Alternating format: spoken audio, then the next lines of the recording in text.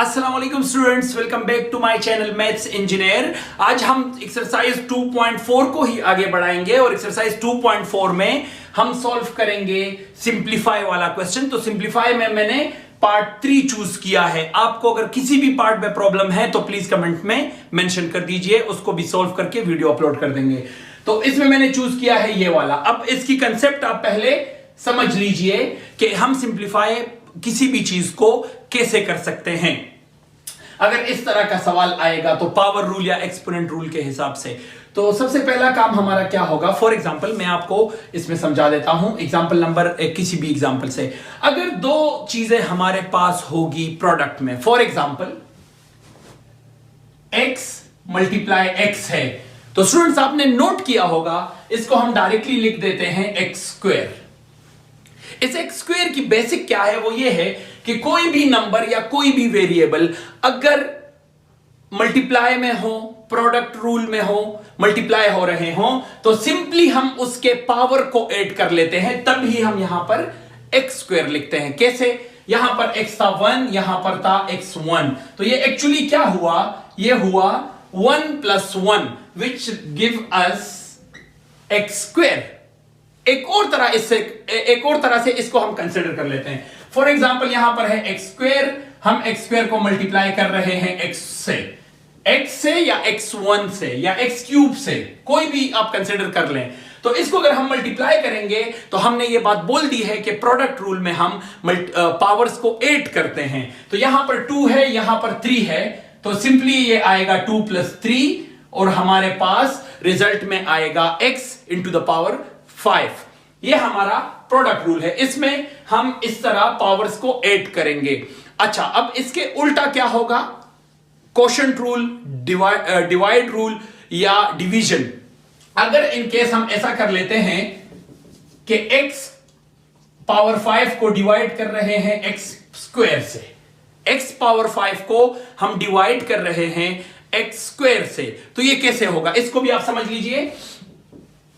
यहां पर पावर है 5, यहां पे पावर है 2, तो जब हम दो चीजों को, एक जैसी चीजों को डिवाइड करते हैं तो प्रोडक्ट रूल में क्या होता है, अगर हम मल्टीप्लाई करते हैं तो उसके पावर्स ऐड होते हैं, और अगर अब हम डिवाइड करेंगे, ये देखो ये डिवाइड कर रहे हैं हम, तो इसमें पावर्स सब्ट्रैक्ट होते हैं। कैसे?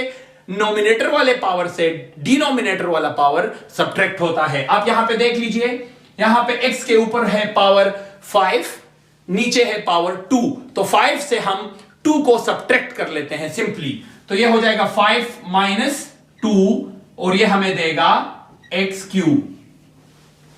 क्या दे रहे हैं हमें? x3। तो अच्छा, यहां पे एक जो रूल है वो ये है कि आप अगर यहां पर ऊपर x पावर 5 लिखा होगा, x पावर 5 ऊपर लिखा होगा और यहां पे नीचे लिखा है a पावर 5 या a power a square, a power 2 या a क्यूब या z क्यूब या कोई भी वेरिएबल या नंबर जो x ना हो, तो सिंपली आप स्टूडेंट समझ लीजिए, जो भी वेरिएबल्स या नंबर्स एक जैसे नहीं होते, हम उसके पावर्स को ना ऐड कर सकते हैं ना उसके पावर को सब्ट्रैक्ट कर सकते हैं। फॉर एग्जांपल अगर हम इस क्वेश्चन को सॉल्व करेंगे तो ये एज इट इज आएगा, ये सॉल्व हमारे पास कभी भी नहीं होगा। अब हम मूव करते हैं टुवर्ड्स हमारे क्वेश्चन की तरफ हम मूव करते हैं।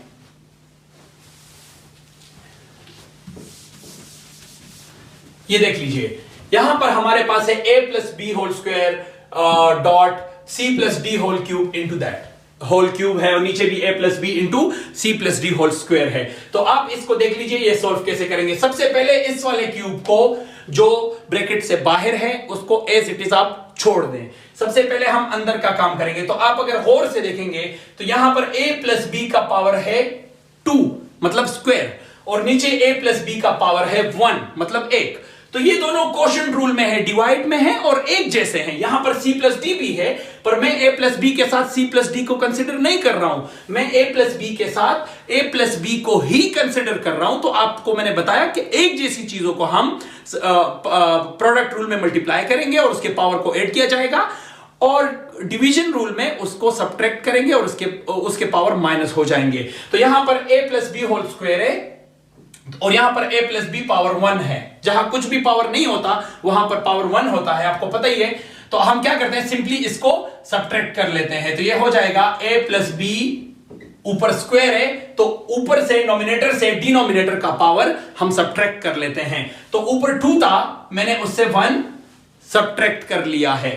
अब मूव करते हैं टुवर्ड्स दिस वन। तो यहां पे c प्लस डी क्यूब है, आपको दिख रहा है, और नीचे है c प्लस डी स्क्वायर। तो नीचे वाला पावर मैं सब्ट्रैक्ट कर दूंगा नॉमिनेटर वाले पावर से। अगर एक जैसी होंगी, ये वाला मैं यहां नहीं कर सकता और ये वाला मैं वहां सब्ट्रैक्ट नहीं कर सकता हूं।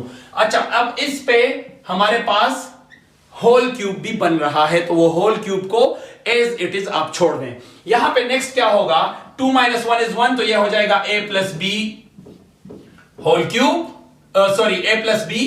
2 - 1 = 1, तो हम नहीं लिखते 1, ठीक है। और यहां पे 3 - 2 = 1, तो इसको भी हम 1 हम नहीं लिखते, तो हम इसको एज इट इज लिख देते हैं। और ये जो बाहर का क्यूब है वो एज इट इज छोड़ दिया जाएगा। अच्छा, अगर आप इसको देख ले तो ये होल क्यूब है, ये क्यूब इस पर भी है, ये क्यूब इस पर भी है, तो दोनों पे अलग अलग लिख दीजिए। a plus b whole cube dot c plus d whole cube. इस केस में a plus b whole cube या c plus d whole cube इसका अपना क्यूब का फॉर्मूला है, पर हम आगे एक्सरसाइजेस में उसको सोल्व आउट करेंगे। इस केस में हमारा क्वेश्चन सिंप्लीफाई हो चुका है and this is our required answer. तो आई होप स्टूडेंट सिंप्लीफाई का क्वेश्चन आपको समझ आ गया है। इसमें हम एक और पार्ट भी करते हैं और समझते हैं कि वो कैसे होगा। Stay tuned. अच्छा स्टूडेंट्स, मैंने क्वेश्चन नंबर 4 भी और क्वेश्चन नंबर 5 भी लिख दिया है, हम बारी बारी सॉल्व करते हैं। क्वेश्चन नंबर 4 में क्या है, आप इसको गौर से देख लीजिए। इसमें यहां पर क्यूब लिखा हुआ है, तो इसका मतलब है ये क्यूब रूट है। अगर आपने हमारे क्यूब रूट की वीडियो नहीं देखी तो आप प्लीज रेडिकेंड वाली वीडियो जरूर देख लीजिए, हमारे चैनल पर मौजूद है। तो यहां इस 3 का मतलब है कि ये जो स्क्वायर रूट बना हुआ है, ये स्क्वायर रूट नहीं है, ये क्यूब रूट है। तो अब हम इसको आगे सॉल्व करते हैं। तो ये कैसे होगा, ये क्यूब रूट है, तो कि a के ऊपर क्यूब रूट आ जाएगा और होल 1/2 यानी स्क्वायर रूट में इस पे लगा हुआ है। हम आगे इसको सॉल्व करते हैं, तो ये बनेगा a 1/3 और इस ब्रैकेट का मतलब है मल्टीप्लाई, तो ये 1/2 मल्टीप्लीकेशन में इसके साथ आ जाएगा। नेक्स्ट हम क्या करते हैं, ये दोनों आपस में डिनोमिनेटर आपस में मल्टीप्लाई हो जाएंगे और नॉमिनेटर आपस में हो जाएंगे। तो 1 × 1 = 1 और नीचे 3 × 2 = 6। तो स्टूडेंट्स ये हमारा आंसर है और ये सिंप्लीफाई हो चुका है। हम मूव करते हैं towards this question, this part. ये पार्ट नंबर 5 है।